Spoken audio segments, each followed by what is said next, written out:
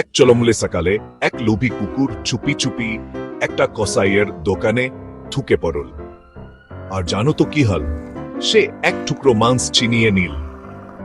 কসাই তাকে দেখে ফেল, চিৎকার করে উঠল আর কুকুরের পেছনে ছুটতে লাগল। কিন্তু কুকুররা তো খুব দ্রুত দকড়ায়া।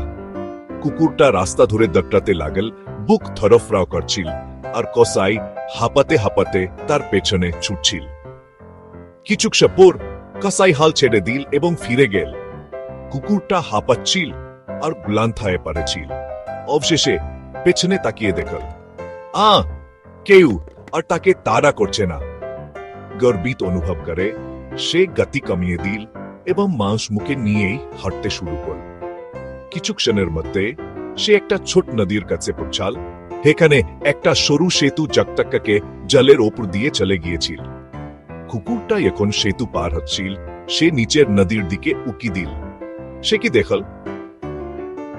আরেকটা কুকুর ঠিক জলের মধ্যেই তার মতোই এক টুকরো মাংস ধরে আছে।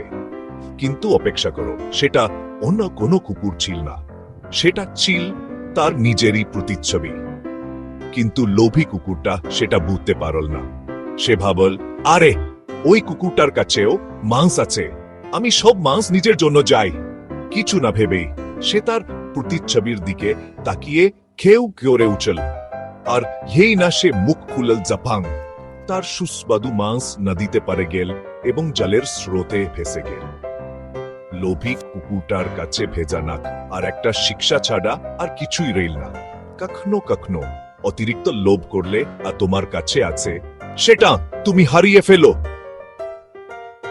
সুতরাং বন্ধুরা, যা তোমার আছে তা নিয়ে সবসময় খুশি থেকো, আর লোভকে কখনো আমাদের এই বোকা কুকুরটার মতো তোমাকে ঠকাতে দিও না।